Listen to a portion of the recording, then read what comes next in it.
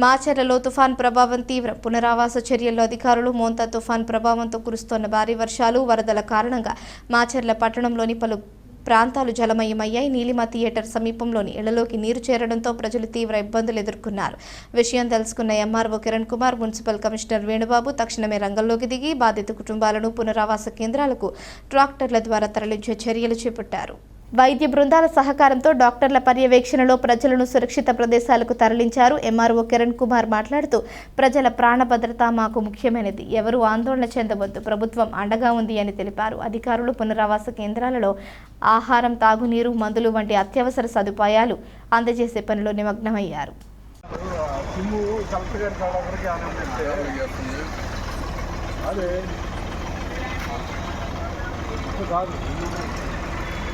पकड़ी कुड़ी